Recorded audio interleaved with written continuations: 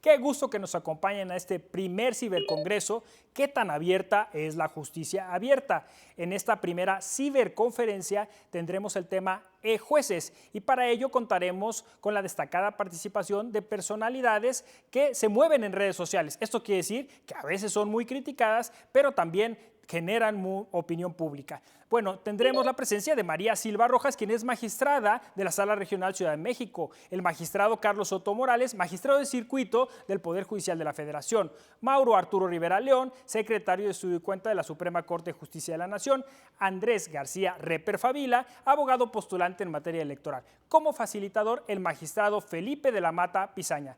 No se olviden de pasar sus comentarios y hacer sus preguntas al correo eje@te.gov.mx. Acompáñenos.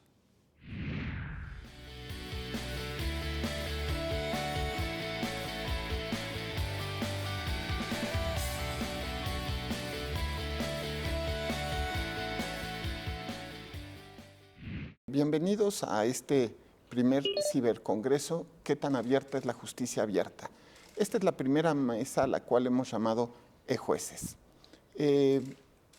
A finales de los 90 y principios del año 2000 comenzaron las políticas de justicia abierta en los Estados Unidos.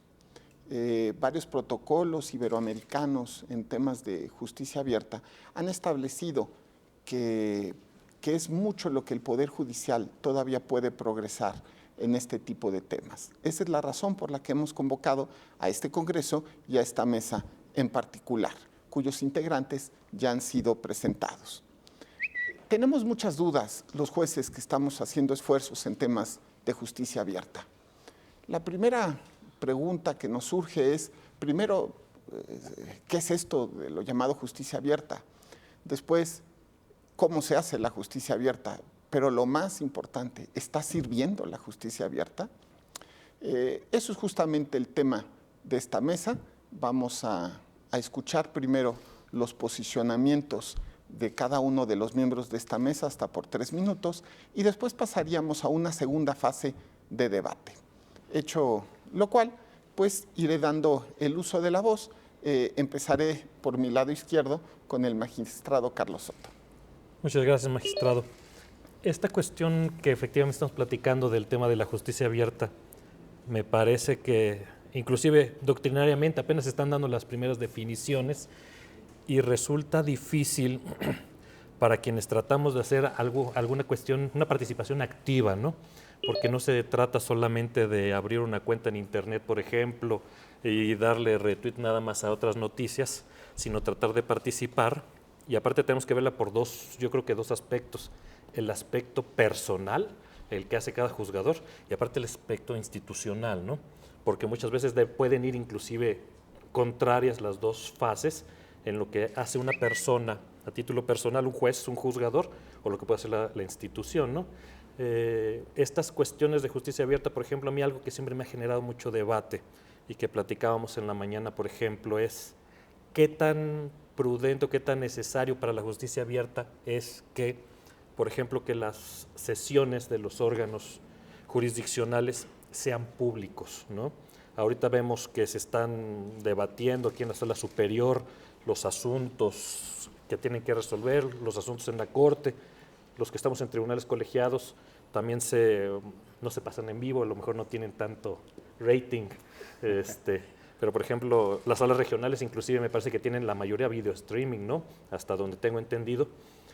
Pero esta cuestión de la justicia abierta, a lo mejor parecería que en cierta manera se está confundiendo como si la transparencia fuera igual a la publicidad o si fuera igual a la televisión, ¿no? En Estados Unidos, si ustedes recuerdan, las sesiones como eran antes aquí en México eran privadas y lo que se hace público es la sentencia propiamente, ¿no? Y esto que lo digo porque generalmente hay un desfase, aquí en México sobre todo, entre la sesión y la sentencia. Entonces, ¿qué es lo que pasa? Muchas veces el asunto se sesiona ahorita que estamos en junio, por decir algo, y el engroso de la sentencia sale 2 o 3 meses después. La gente lo que está discutiendo son los argumentos de la sesión, no están discutiendo la sentencia. Y aquí también tenemos que preguntarnos, ¿qué es entonces lo que tiene el valor jurídico? ¿no? ¿Qué es lo importante? Lo que nosotros, lo que discutieron los magistrados, lo que discutieron los ministros, o lo que está plasmado en papel, y qué tanto se parece, ¿no? Porque ustedes saben que el engrose muchas veces se va perfeccionando, inclusive con cuestiones a lo mejor que no se abordaron en las sentencias. Entonces, es solamente alguna cuestión que solamente adelanto para seguir debatiendo, ¿no? Muy bien. Magistrada María Silva. Muchas gracias. Pues bueno, retomando esto, creo que es un buen punto de arranque y me voy a enfocar en lo que decía en relación con la transparencia. Es cierto, todo esto abona a la transparencia como parte de la justicia abierta, pero hay que recordar que la justicia abierta, vista como una política de gobierno judicial, tiene otros pilares, que son la participación ciudadana y la colaboración para dar una mejor rendición de cuentas. Y justo en este tenor, creo que la justicia abierta, al igual que el gobierno abierto y la legislatura o el parlamento abierto, de la patita de la que cojea es de la participación ciudadana. Es donde más trabajo hay para hablar de un Estado abierto. ¿Por qué? Porque es difícil hacer que la ciudadanía participe y colabore con el gobierno. Entonces, creo que hay avances en los tribunales para tratar de, sobre todo en este plano de la transparencia, porque es donde de manera mucho más fácil y, digamos, no se necesita una especie de colaboración, entonces es más fácil ejecutar la transparencia como uno de los pilares de la justicia abierta, pero tenemos que fortalecer mucho tanto la participación ciudadana como la colaboración con otras autoridades para poder llegar a un estadio en el que, digamos, realmente somos un tribunal abierto. Eso sí me gustaría destacarlo, porque estoy de acuerdo con Carlos. Incluso creo que tenemos que seguir debatiendo acerca de qué tanta publicidad se le tienen que dar a los actos que tenemos las personas que somos juzgadoras. Y aquí, retomando un poco de su participación, sí me parece relevante el hecho de que tengamos comunicación con la ciudadanía, porque creo y espero que a través de estos mecanismos eventualmente logremos conseguir esa participación ciudadana que es necesaria para poder abrir los tribunales. Obviamente, y aquí es medular, la prudencia de cada persona juzgadora. Hay que ser muy prudentes para ver qué es lo que podemos decir o no decir en redes sociales, hasta qué plano llegamos, qué plano no llegamos. Incluso de repente hay personas que me han preguntado, oye, pero es que, ¿qué se puede publicar, qué no se puede publicar? Cuestiones personales, no cuestiones personales.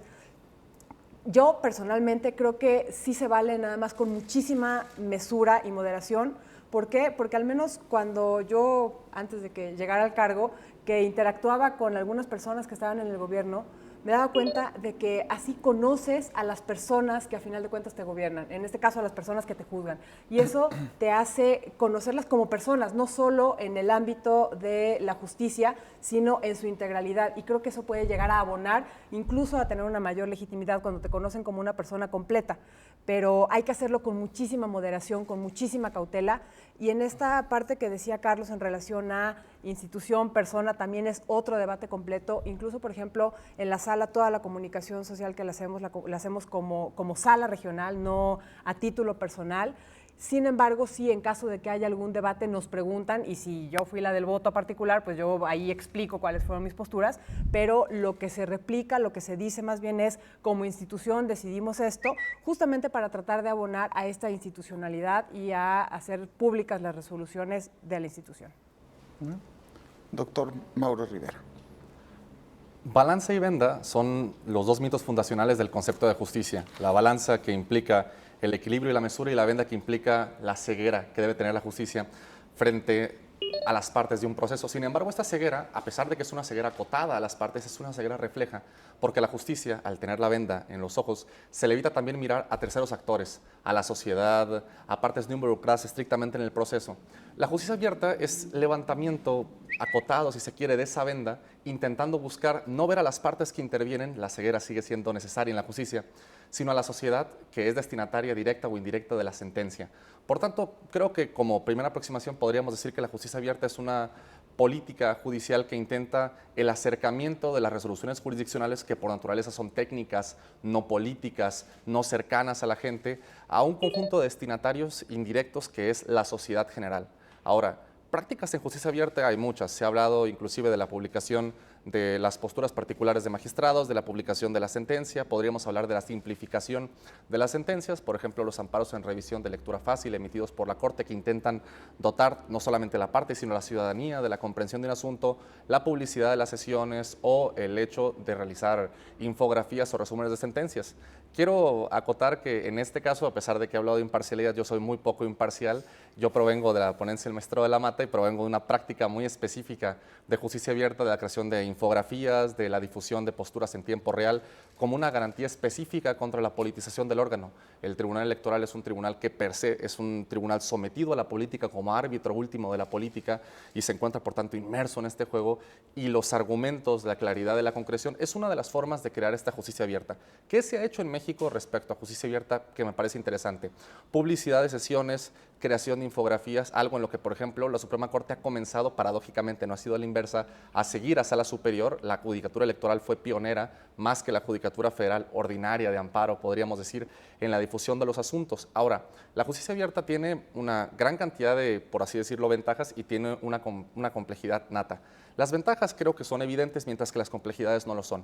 En primer término, me gustaría hablar de lo complejo que es al sobresimplificar el asunto para que la sociedad destinataria pueda entenderlo.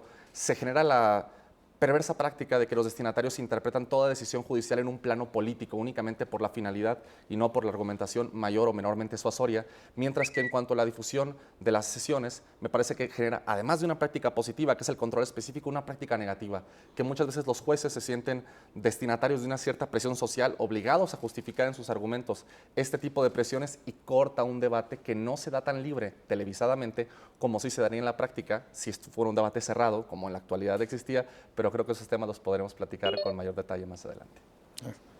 Abogado García Reper.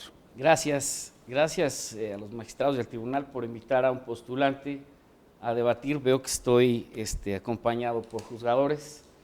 De entrada les diría, no sean montoneros, vénganse de 4 en 4, ¿no? Creo que la justicia abierta implica no solo la explicación de las resoluciones.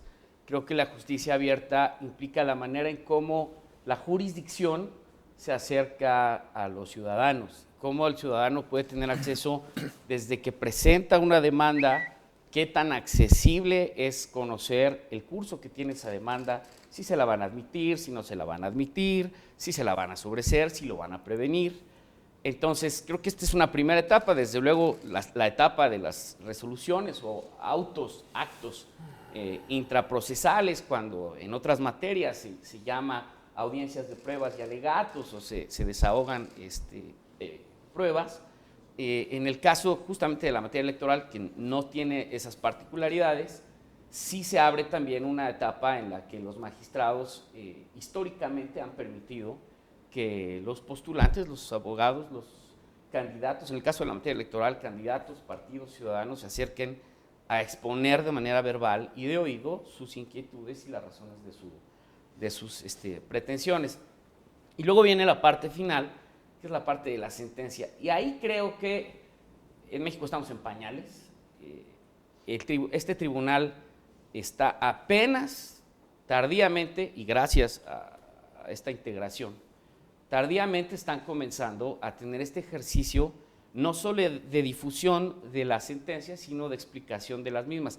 Y se menciona esto, justamente la socialización de repente puede convertir en una especie de preocupación en los magistrados, que sus resoluciones sean correctamente políticas, o podría llegar a la preocupación de esta resolución va a generar mucho ruido en contra en las redes, y entonces a lo mejor me van a trolear en Twitter o me van a amenazar, como a veces incluso pasa, pero fundamentalmente es un derecho de los ciudadanos tener acceso a estas explicaciones.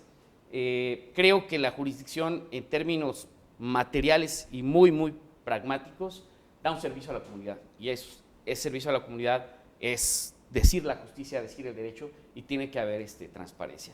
Este tribunal ha pasado por una etapa de demasiada liturgia, demasiada rigidez. A mí una vez me sacaron de una sesión de Sala Superior, estaba sentado en el Palomar, antes no dejaban, espero que ahora ya suceda, que los litigantes y postulantes podamos sentarnos frente a los magistrados para oírlos discutir, porque antes pues, nos mandaban al Palomar porque no teníamos derecho a estar ahí. Y a mí un día me sacaron, el día que se resolvió el asunto de Aboitis en Miguel Hidalgo por rebase de tope de gastos de campaña. Le sigo en la siguiente oportunidad. Muy bien, hagamos un resumen en torno al tema de qué es la justicia abierta. En este primer bloque, nuestra ponente y nuestros ponentes nos aclararon el difícil tema de asociar las redes sociales institucionales con las redes personales. Hay que generar estrategias para que éstas no choquen. También nos aclararon que de cara a la sociedad hay que tener redes sociales amigables que manejen un lenguaje ciudadano y que acerquen la difícil información jurisdiccional a la gente común y corriente. Vamos al segundo bloque.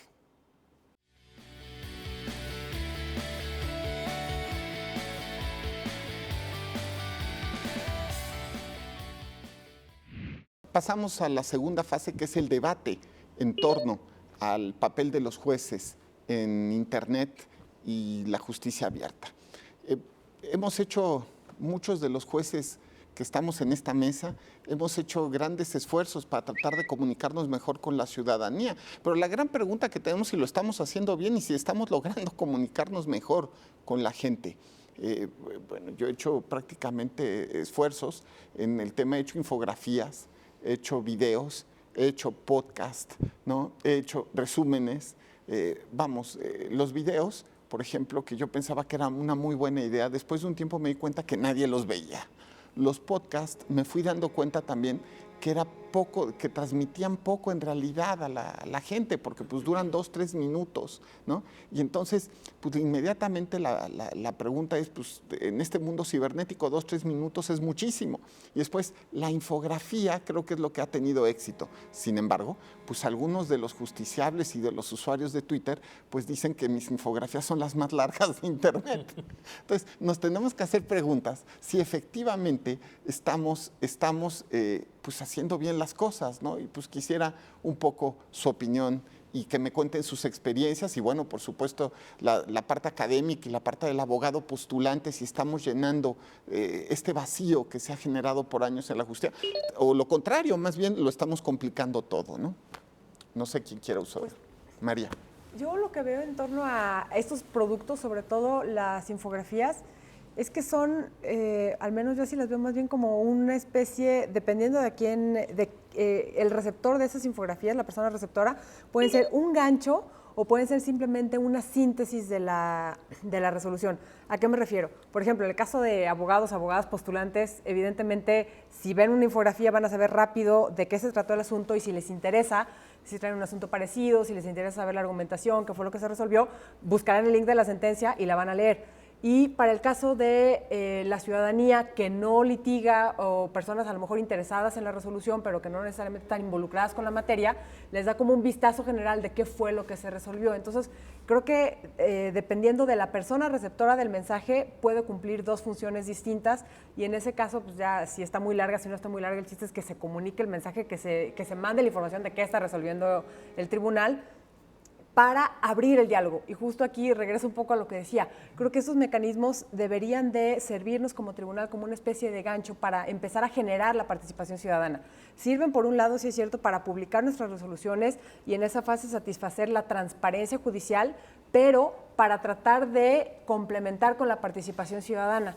Y entonces aquí voy a traer a colación la necesidad de seguir implementando y generando los observatorios ciudadanos acerca de las sentencias, que la verdad es que los ejercicios que hemos tenido en la sala han sido muy buenos, incluso hemos hecho algunos ejercicios a puerta cerrada en la que van y nos dicen, a ver, su sentencia puede mejorar en esto y en esto y en esto, pero creo que puede ser un gancho justamente para provocar que la ciudadanía nos dé su retroalimentación acerca de lo que estamos resolviendo. Creo que este punto puede dividirse, o al menos lo divido yo, en dos aspectos. Uno, ¿quién debe ser el centro de emisión de este tipo de mecanismos? Y dos, ¿cuál es la forma de impacto que tienen que tener? Me explico. En primer término, y eso creo que lo abría el debate María al inicio de la mesa, acerca de quién debe de emitir ese tipo de infografías, podcasts, recomendaciones. ¿Debe ser el juzgador a título personal o debe ser el tribunal? Personalmente yo me decanto porque un modelo más aséptico, más limpio, más libre de presiones, es el caso de la emisión de infografías por parte del órgano in toto, no exactamente del juzgador. Pasa que, por ejemplo, en el caso de Sala Superior, recuerdo en el que había infografías incluso diversas del mismo asunto, donde desde la perspectiva de cada uno de los magistrados que habían intervenido en la decisión se daba esa óptica. Creo yo entonces que para evitar ese tipo de problemáticas y sobre todo los debates acerca de si es o no una personalización respecto del rol que juega el juzgador, es mucho más aséptico que sea el tribunal que los emita, porque recordemos que finalmente el Poder Judicial es un tribunal o es un poder prácticamente pasivo que no tiene acción política propia, por tanto no requiere esa visibilidad por parte de sus titulares que sí tiene, por ejemplo, el caso del Poder Ejecutivo y naturalmente el caso del Poder Legislativo. Cuestión distinta es el impacto y el destinatario. Creo que el destinatario natural de la infografía no es el público en general, sino es un sector especializado, no exactamente experto, pero sí especializado, que puede entender esa resolución. Es decir, creo yo que sería un poco ilusorio pretender que todos los asuntos, no algunos que son controversiales, sean leídos por un universo indeterminado de personas. Y el problema con esas infografías, el por qué este debate entre la longitud y su brevedad, es porque el hacerlas cortas tiende a politizar el entendimiento de la decisión. Es decir, por ejemplo, si se desecha una demanda por parte de un grupo social, no sé, en desventaja, por parte de un campesinado, porque era extemporánea, estaba fuera de tiempo, el lector no especializado, ¿qué va a entender? Va a entender que se está negando justicia a un grupo, no va a entender exactamente esas razones. Con lo cual la sobresimplificación de las infografías puede tener esa parte contraproducente de exponer a la judicatura a ataques infundados o de sobresimplificar una resolución que por su misma esencia es técnica. Eso creo yo son algunos puntos a mi juicio. Pero además yo me siento deprimido, vamos a decirlo así, si pienso que mis infografías, y quizás no pueda ser otra naturaleza, pero quizá tenemos que luchar, mis infografías son solamente leídas por el grupo de especialistas. Yo creo que nuestro reto tiene que buscar justamente que lo lea todo el mundo, ¿no? Pero es un tema duro. Por favor, abogado. Yo partiría de la pregunta, ¿a quién le hablan las infografías? Claro. ¿A quién le habla el tribunal cuando sale a las redes? ¿A quién le hablan los magistrados? Le hablan a las partes, le hablan a los justiciables, como se dice por ahí, pero también le hablan a la sociedad, sobre todo en materia política. Son derechos político-electorales, tiene una labor cuasi didáctica. Y claro, si asomas la cabeza y hablas, pues siempre va a haber opiniones en contra, te van a criticar. Es un caso muy bien planteado por el doctor. O sea, efectivamente, si se reduce a una infografía, decir, se desechó la demanda, se sobreseyó, primero hay que explicarlo muy bien y la gente va a decir, están denegando la justicia. Pero ese es el camino para que la gente en materia política empiece a interesarse y empiece a decir, bueno, no entiendo esto, puede preguntar, como ha sucedido, Sí. ¿me puede usted explicar qué diablos quiso decir con esto? Y a veces he visto el magistrado contesta, mire, le recomiendo que vaya y vea esto. Dicen que los jueces hablan por sus sentencias. Creo que hacer las sentencias más didácticas, como ahora ya apenas lo está haciendo la Corte, está bien. A mí me ha tocado leer como postulante sentencias que dice, esto solamente lo entiende alguno de los que están aquí en el PAN. Yo no. Y creo que hay lenguajes y palabras y jergas que no deben existir ya. Y fórmulas de redacción que no deben existir. Incluso en las sentencias, porque se gasta papel además. ¿No? ¿Y cómo se ve esto desde el otro Poder Judicial, estimado magistrado Soto? Cuéntanos. Es lo que, a lo mejor retomando lo que se acaba de decir, tenemos una cuestión de quién es el destinatario de las sentencias y diría uno, bueno, son las partes y es la sociedad. El problema es, siempre vamos a tener la limitación, por ejemplo, si es por la cuenta institucional, por así decirlo, no sé cuántos seguidores, por ejemplo, tenga en Twitter o en Facebook la Sala Superior o la Corte, digamos que 100,000 seguidores, por decir un número, ¿no? Solamente 100,000 personas van a, potencialmente, pueden leerlo, ¿no? O sea, es potencialmente. A comparación de los 100 y tantos millones de personas, realmente el universo es súper cerrado, ¿no? Esa es una cuestión. Entonces diríamos, bueno, pues entonces, ¿qué vamos a hacer? Nos tenemos que ir a los medios de comunicación tradicionales que tienen más impacto, pero aparte tienen más impacto, pero obviamente eso genera un mayor recurso público utilizado, ¿no? Es decir, si de por sí los recursos públicos se tienen que racionalizar y explicar en la radio alguna sentencia relevante, por así decirlo. Entonces eso nos tendría que decir, pero ¿cuántas vas a poder anunciar por radio? No, explicar por radio, ya sea de la sala superior, de las salas regionales. Y otra cuestión que decía el doctor, debe de ser institucionalmente.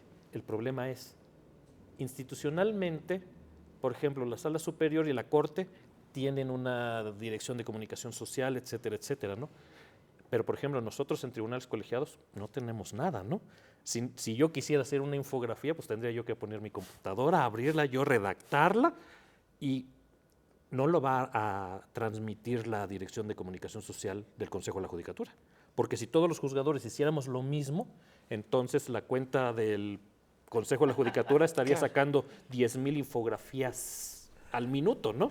Entonces, ese es un problema que tenemos. Entonces, por eso dice, no, pues entonces hay que afrontarlo uno a título personal. Yo, por ejemplo, cuando tenemos algún asunto relevante, lo mandamos a la Dirección de Comunicación Social para que se difunda, ¿no? Y si ellos estiman que es suficientemente importante, lo difunden. Pero si no, entonces no tenemos ninguna otra vía más que en Twitter decir, yo dicté esta sentencia y es muy interesante. Claro. Bueno, y además, a mí me siguen surgiendo dudas, de verdad. ¿Y cómo hacemos las infografías? Es que a mí me gustaría que ya hubiera un manual de unas 9,000 páginas, si se pudiera, que dijera cómo se hacen infografías por jueces, ¿no? Pero más bien lo que hemos tenido que ir haciendo es sobre la marcha, ¿no? Es decir, de repente nos damos cuenta que una infografía funciona, otra no. Y, por ejemplo, el uso de colores es un tema, ¿no? Lo que a mí me ha pasado en la práctica es, siendo juez en materia electoral, pues la utilización de un solo color o de dos colores es complicado. Entonces lo que hago es meter muchos colores y entonces a veces dicen, tus infografías parecen zarape de Saltillo, ¿no?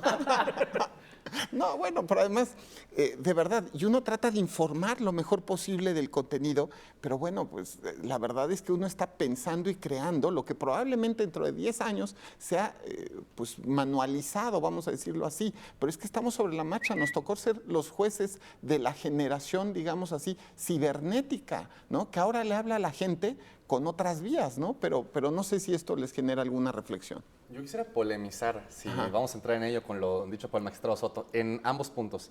En primer término, sobre si debemos acudir o no a otros medios para maximizar la audiencia y no limitarlos a la cuenta institucional, porque creo que la justicia abierta no tiene en sus postulados la implicación de forzar al vidente a acceder a la información, sino permitirle su acceso. Es decir, desde el momento en que esa información está accesible, si él quiere acudir a ella, se cumple esa función de garantía o de transparencia. No me parece específicamente necesario tener que forzar al vidente a verlo, por ejemplo, pagar spots televisivos, pagar publicidad en Twitter.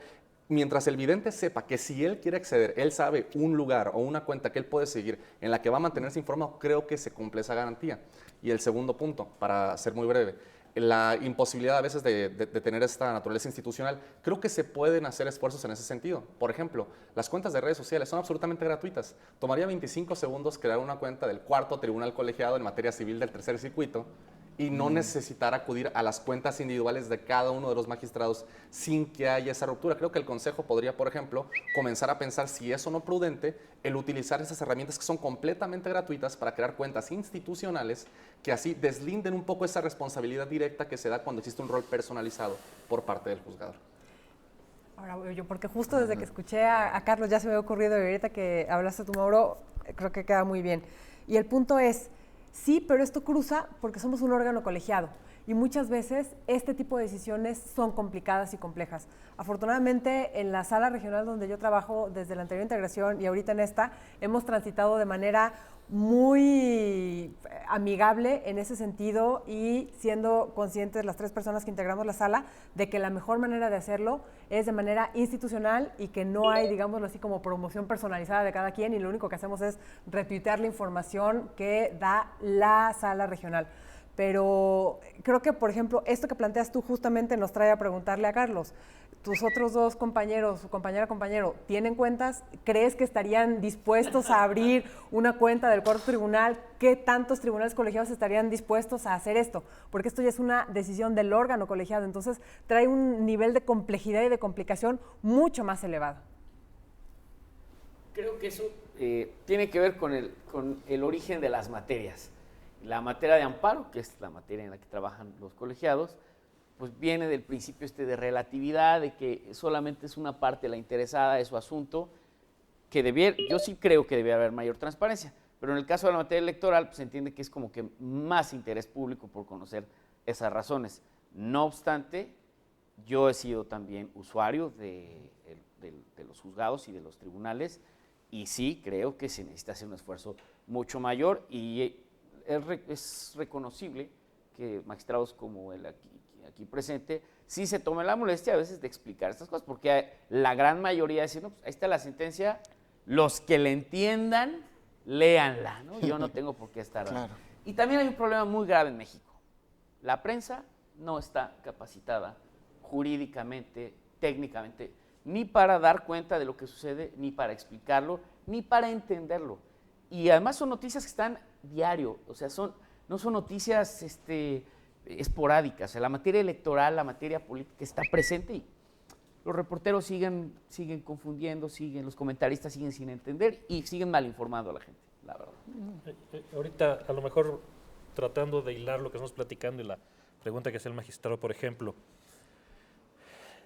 ya seas el juez a título particular o la institución, va a decir, bueno, voy a tomar, por ejemplo, la manera en que vamos a hacer públicas, vamos a difundir nuestras actividades, etcétera. Yo pienso, por ejemplo, las infografías en Instagram especialmente, ¿no? En Instagram es prácticamente imposible leerlas, porque no sé si ustedes han visto, tienen que abrir y dejarlo abierto y entonces estarle moviendo, ¿no? Es contraintuitivo el uso, por ejemplo, de Instagram, de estas infografías en Instagram, ¿no? Hay, por ejemplo, otros, inclusive son cómo la tecnología nos deniega el acceso a la información. Por ejemplo, el Consejo de la Judicatura Federal tiene una página donde se permiten acceder a sentencias relevantes que los colegiados suben, que a lo mejor no necesariamente derivaron en tesis, y, por ejemplo, juzgados de distrito y tribunales unitarios de circuito, que no publican en el Semanario Judicial de la Federación sus tesis, les permiten redactar tesis de juzgado de distrito y de tribunal unitario. Y están en la página del Consejo y nadie las conoce y nadie las lee. A esto hay que agregar algo muy grave. Para acceder a este tipo de información hay que tener una computadora PC, porque si uno entra en una Mac, no abren. Entonces tenemos una denegación de acceso a los sistemas de difusión, pero ya por la vía tecnológica, ¿no? Sería casi la versión del Instagram con las infografías que no funcionan, y aquí no funciona el acceso a la información porque el sistema con el que está diseñado no está apto para el sistema operativo de las computadoras Mac, ¿no? Entonces son muchas cuestiones que uno diría, ¿qué tiene que ver que uses Mac o que no uses Mac? Pues importa mucho, ya estoy haciendo comercial aparte. Pero lo que dices también, el lenguaje en cada red es diferente y el público de cada red es diferente, y por lo tanto el juzgador también, cuando está hablándole a la ciudadanía, tiene que saber la red que utilice y el lenguaje de la ciudadanía que se encuentra atrás de cada red, lo cual es un reto doble, ¿no? O sea, por supuesto, ¿no? Pero valga decir que yo encuentro las infografías muy útiles y muy accesibles, son atractivas. Hay mucha gente en Twitter que a partir de las infografías hace preguntas y debate. Y desde luego que siempre vamos a estar los troles que nos gusta atacar a los magistrados por alguna resolución en la que nos hayan dado palo. Claro. Yo aquí, retomando un poco lo que decía Andrés, creo que ahorita que estamos teniendo el debate, sobre todo centrado en el uso de redes sociales por parte de personas juzgadoras y de instituciones, este tema que hablabas de los periodistas y las periodistas, porque creo que justo para eso las herramientas tecnológicas que tenemos pueden servir. No sé si a ustedes les ha pasado, seguramente sí, que de repente empiezan a preguntarte acerca de las resoluciones con base a las infografías o con base, a lo mejor al boletín, que no es una herramienta que nos lleve gran tecnología, pero justo en base a eso, de repente sí hay personas que vía redes sociales, Twitter, Facebook, en Instagram la verdad es que no me ha pasado, pero empiezan a cuestionar como un poco más hasta que ya los llevas al link donde está la sentencia y la pueden leer. Y a veces quedan satisfechas las personas con las respuestas que les damos en redes sociales. Entonces, creo que incluso podemos ver a las redes sociales como una herramienta para mejor informar, o como decía Mauro, no necesariamente es que tengamos que estarte diciendo, a ver, esto es lo que resolví, pero si estás interesado, interesada, incluso ser accesibles a responderles y explicar de mejor manera como una especie de vacuna en contra de las fake news o la mala información que en algún caso puede haber por parte de los medios de comunicación. Incluso me ha tocado a mí que de repente cuando detecto que algún medio de comunicación está mandando mal el mensaje, yo sí por la misma red social les digo, oye, no dijimos esto. Y entonces ya empiezan a corregir la información. Yo tengo un tema justamente con el tema de la interacción, porque yo en una época interactuaba muchísimo Tanto que lo mismo podía platicar de que me gustan los chilaquiles aguados, por cierto, me gustan. No, pero, a ver, la pregunta de verdad, yo todo el tiempo me estoy haciendo es, ¿qué tanto es libre el juez para interactuar en redes una vez que es juez? Es decir, cuando se encuentra sujeto a la ética judicial y, por supuesto, a las responsabilidades de la ley orgánica. Entonces, se vuelve un tema. Porque en un momento, no estoy diciendo que me haya pasado o alguno de los que estamos aquí, pero en algún momento, por ejemplo, pues la discusión se vuelve sumamente violenta. Por supuesto, el tema de amenazas en Twitter pasa todo el tiempo. Amenazas a tu vida, a tu seguridad, te están sacando tu foto, dicen, si te lo encuentras, escúpele. Ahora, en un momento puedes perder, digamos, la tranquilidad y bajarte a debatir. Entonces, la pregunta es, y el tono judicial no se puede romper, el tono de autoridad. Entonces, la pregunta es, ¿qué tanto podemos debatir en Twitter y qué tanto podemos platicar en Twitter? Y es un verdadero reto, ¿no? Yo he debatido con usted. Sí. Y lo he cuestionado puntualmente sobre sí. resoluciones puntuales de las que no voy a hablar. Y he encontrado una apertura y un respeto, que espero que lo considere mutuo. Sí, claro. Y me ha dicho, abogado, pues aquí pensamos diferente y ahí le va esto. Y yo le digo, pues ahí le va esto otro. Y nos leemos y pues siempre es un placer discutir. Ojalá y así fuera siempre y en todos los casos. No todos los juzgadores, incluso en el ámbito electoral, no todos los juzgadores son abiertos y no todos tampoco están dispuestos a confrontar sus criterios, pero creo que debemos ir empujando en esto. Y es la potestad de cada uno decidir si se mete a discutir en Twitter o no. A mí me parece muy reconocible lo que usted hace, pero también entiendo que quizá no todos se sientan cómodos, porque a lo mejor dices, me está cuestionando muy fuerte y no tengo ganas de contestarle, además estoy comiendo, no quiero contestarle, ¿no? Claro. Yo personalmente, perdón. Perdón, muy rápido. Yo realmente, inclusive no solamente en Twitter, yo tengo un grave cuestionamiento de que los jueces podemos debatir nuestras sentencias, o sea, defenderlas. Yo tengo mis dudas, porque la sentencia está ahí, en teoría debe de defenderse sola.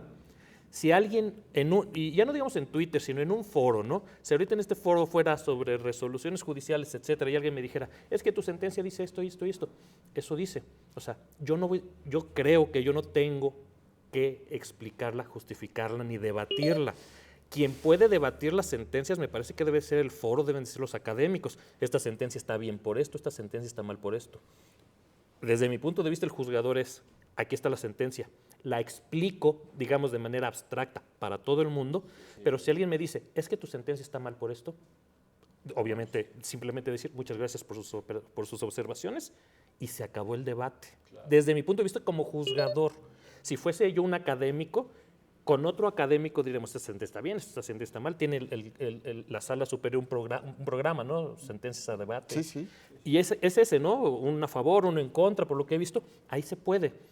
Pero que el magistrado defienda sus sentencias en redes o en tal, por lo menos yo no comulgo con eso.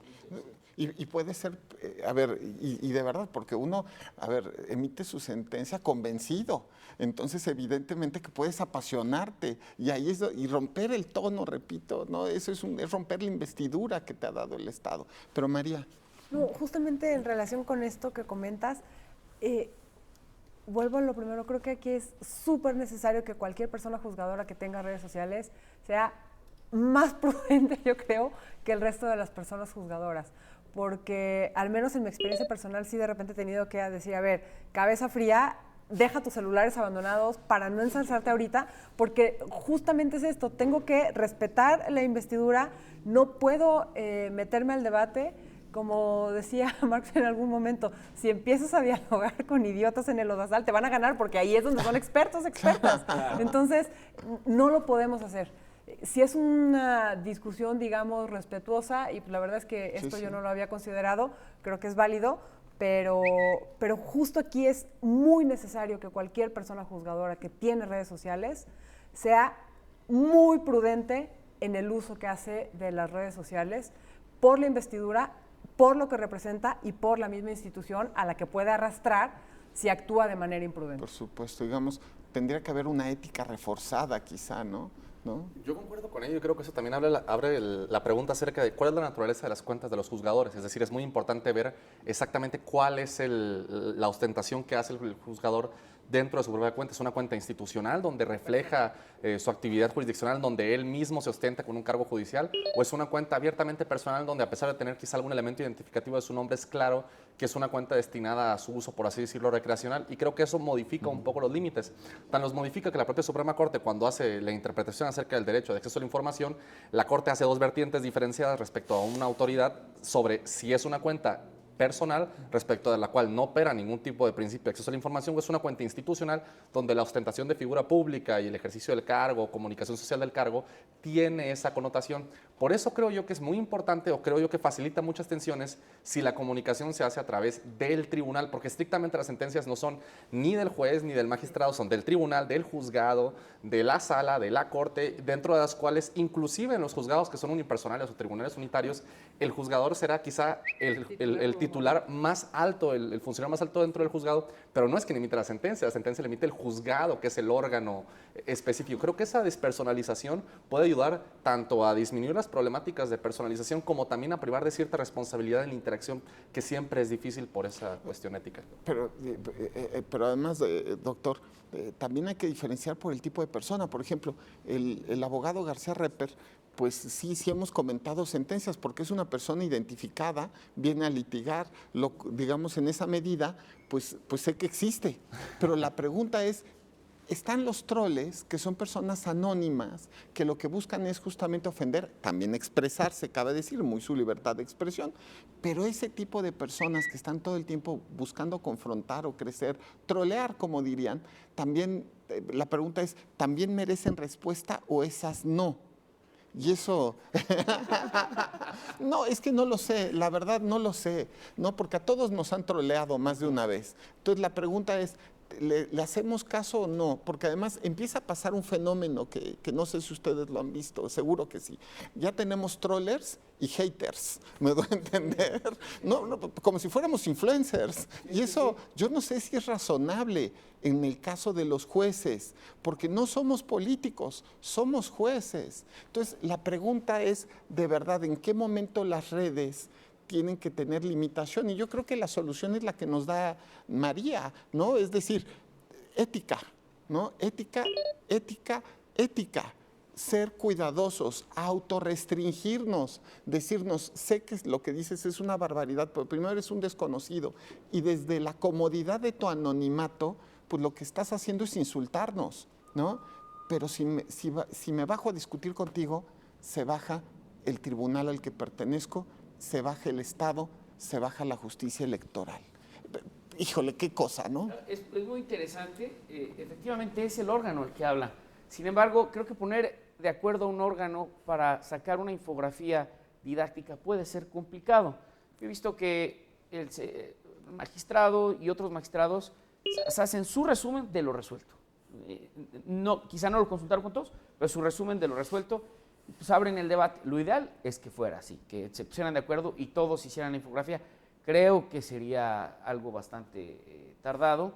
A mí me gusta seguir a la magistrada, ella hace alusiones personales, pero aunque sea la misma cuenta, sí diferencia mucho el tono de un mensaje, con un mensaje para hablar de la convivencia en su órgano jurisdiccional, algún gusto particular, y cuando habla en clave jurisdiccional, como lector de Twitter se entiende. También podría ser que tenga una cuenta personal y otra cuenta institucional, desde luego, pero creo que la autorrestricción, el hacerle como Ulises, amarrarse al mástil y no dejarse llevar por el canto de las sienes, ayuda muchísimo. Y pues sí, los usuarios, sí, algunos somos troles, haters no. Pero sí algunos nos gusta trolear, ¿no? Cuando decimos, oye, aquí hay una contradicción clara y a veces con sarcasmo aventamos algo así. Y yo me ejemplo, los magistrados dicen, aguanto vara, ¿no? Pero a diferencia de ustedes que tienen esta característica, por ejemplo, en el mundo académico, donde hay más libertad, a veces los académicos sí se dejan llevar por las pasiones. Y hay muchos en Twitter que si critican algo y todo ponen emoticones y ¡pum! Ahora sí, en tu cara, López Obrador. Oye, eres un académico, ¿no? Y eso pues también rebaja el debate, ¿no? Creo que el debate siempre debe ser respetuoso. Y es que también yo creo que no debemos de hacer ninguna distinción de cómo nos comportamos en redes sociales y en la calle, ¿no? O sea, yo alguna vez dije, pues, lo que escribes en Twitter debes de imaginarte que estás en la televisión, ahorita te están grabando y todo el mundo te va a ver y va a quedar a la posteridad, ¿no? Por mucho que lo borres después, dices ya alguien ya le tomó el pantallazo y ahí va a estar, ¿no? Entonces tenemos esa cuestión. Y volviendo a lo mejor un poquito a la cuestión de los académicos, a mí alguna vez algún académico de alguna sentencia mía me dijo, tu sentencia es una involución en el derecho y la voy a criticar en mi próximo libro. Y me mandó el avance de su capítulo, ¿no? Y yo dije, bueno, pues muchas gracias, ni siquiera lo leí. Dije, bueno, pues que gracias por avisarme, pero pues que bien, públicalo. Ese es tu trabajo, ¿no? Publicarla o criticar la labor de los jueces, ¿no?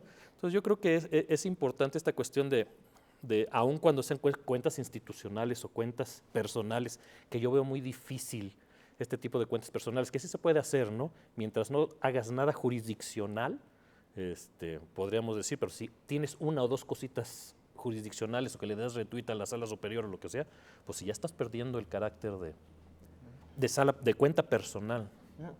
A mí me encanta la cuenta personal de María y me gusta cuando platica del fútbol americano, o sea, de verdad, a mí me encanta, ¿no? La verdad es que a mí sí me gusta ese estilo doble, porque se me hace fresco, la verdad. Y la verdad es que, retomando justo ese tema, tengo yo dos cuentas, la personal y la institucional.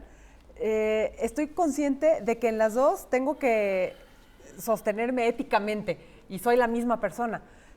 Por lo que decidí dividirlas es porque, sobre todo cuando llegue el americano, me gusta estar tuiteando y no voy a estar spameando a toda la gente que me sigue por una cuestión institucional. Cada partido 10 tweets de venga mis Cowboys. Entonces, pues por eso tengo la personal.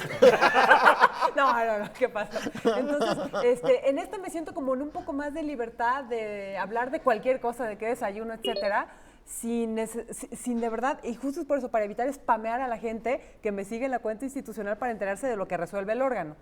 Pero volviendo a algunos temas que hemos estado tocando aquí en la mesa, que se tocó al principio el tema de la legitimidad.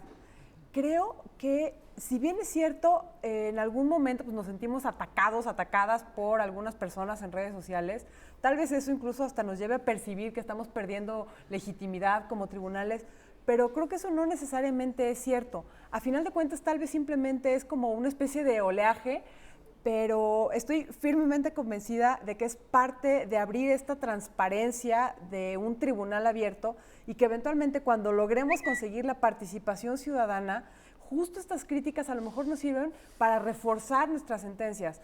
El leer la crítica de por qué es por lo que los abogados, las abogadas postulantes nos critican en nuestras sentencias, nos sirve evidentemente para, y lo que decía Andrés al principio, para impartir mejor justicia. Aquí estamos como servidoras públicas para eso, para impartir justicia.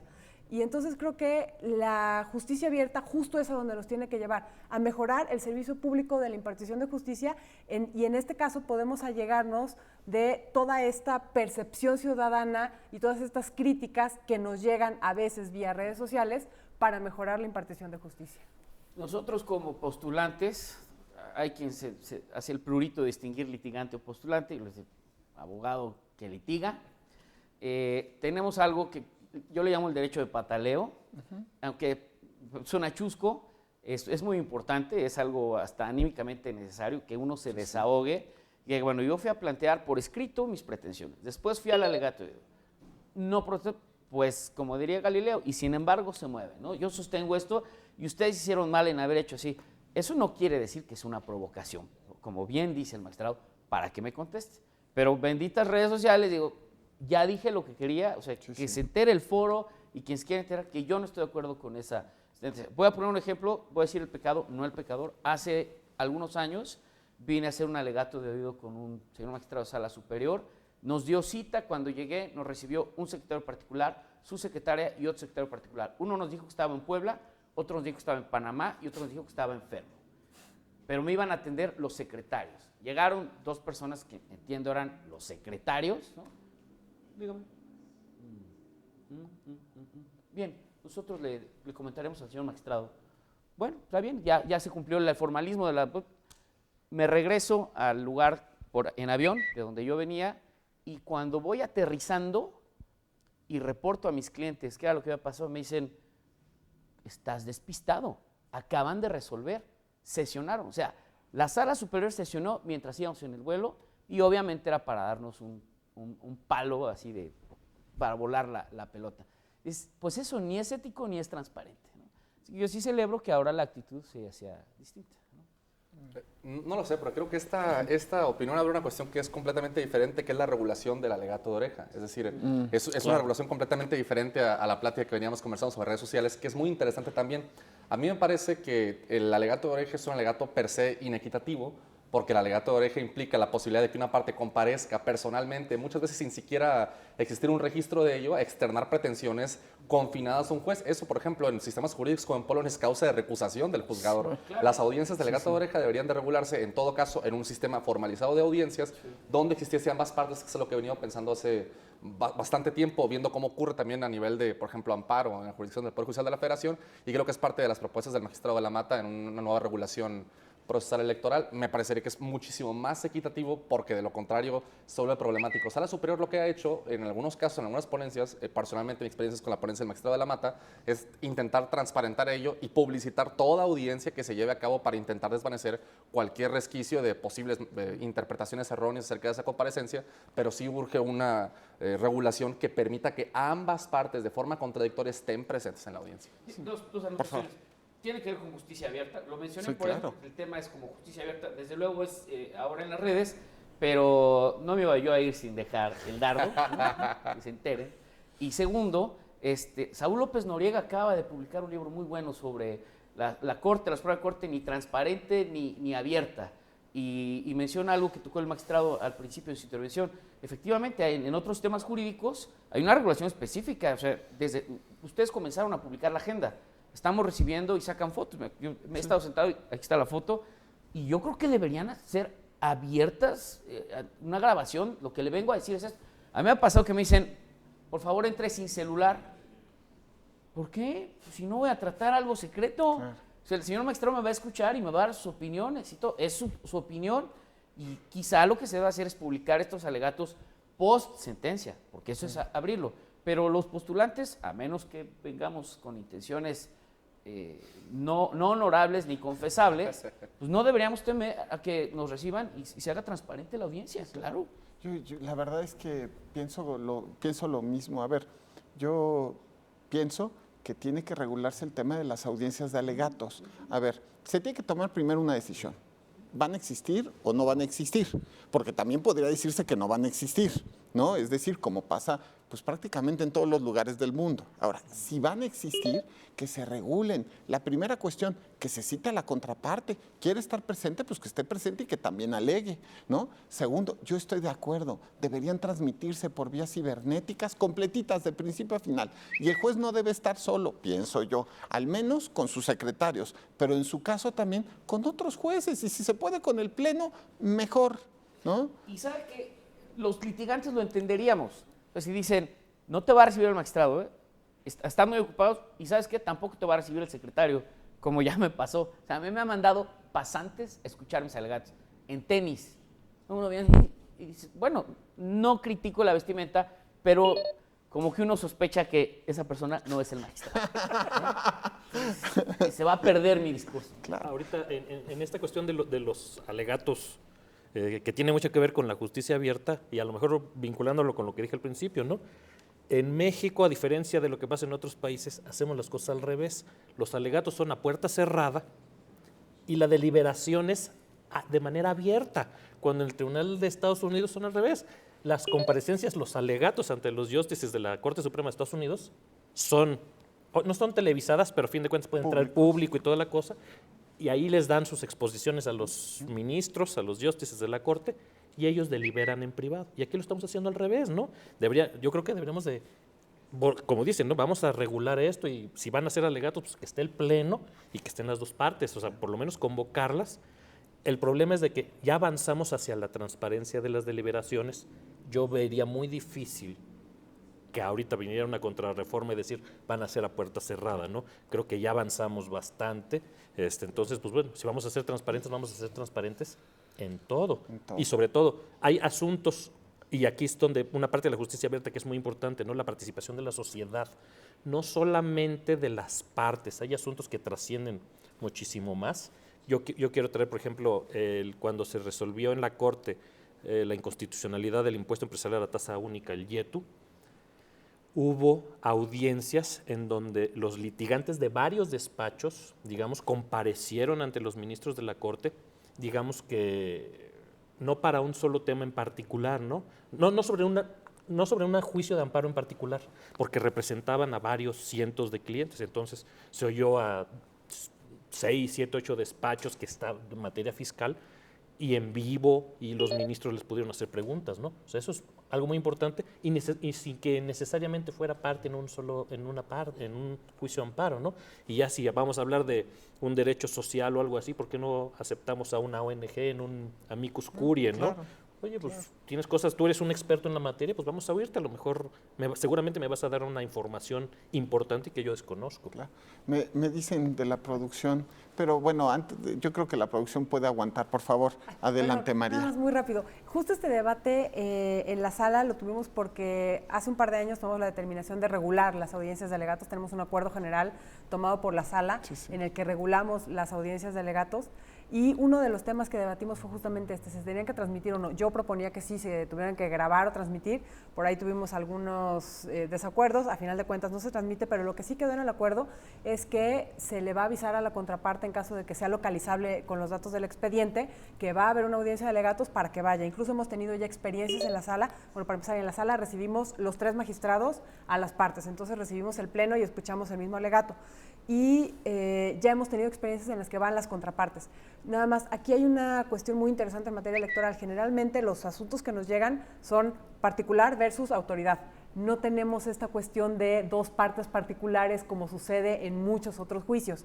Entonces, sí, es distinta incluso el armado, por así decir, de los juicios en materia electoral.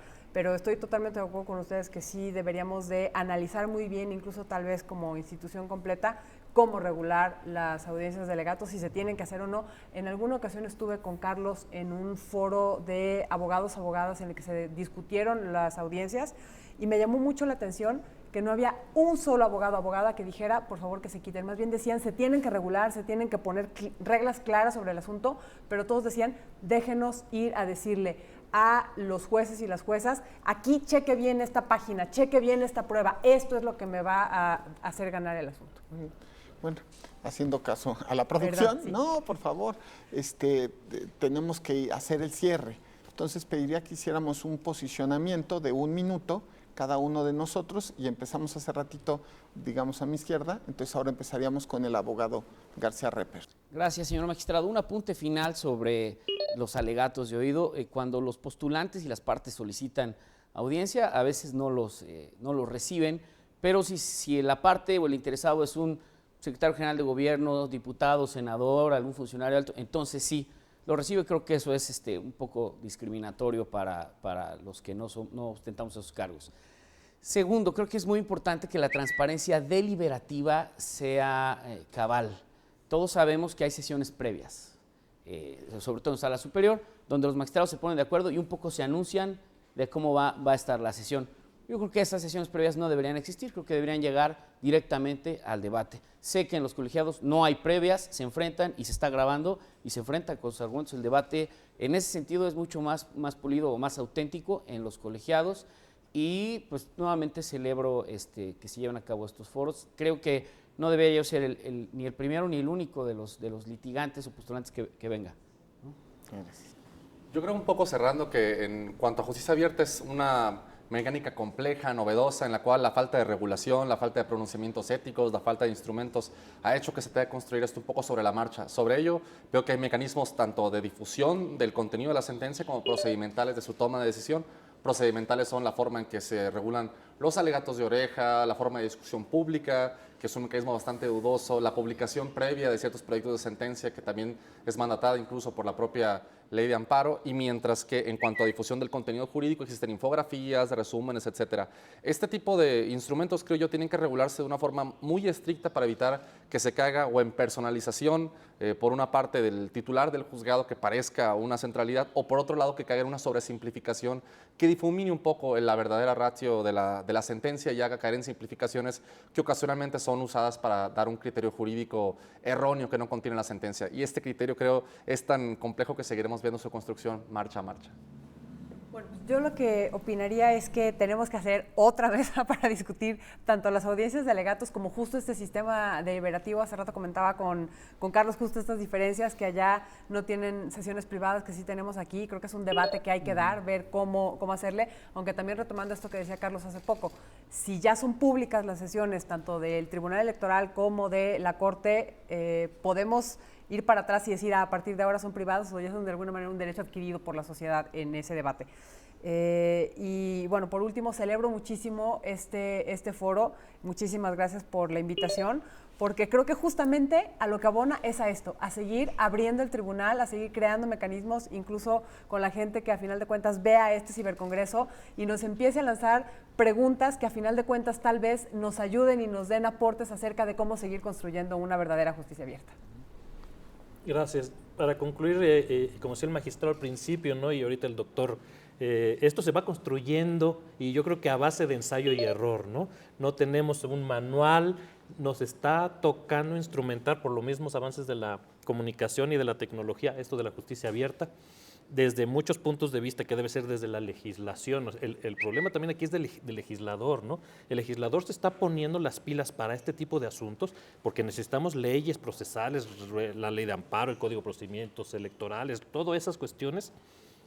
Y aparte implica reformas dentro de la propia judicatura, acuerdos generales de la Corte, acuerdos generales del Consejo de la Judicatura Federal y mucha concientización de los juzgadores a título personal y sobre todo con valores éticos firmes, ¿no?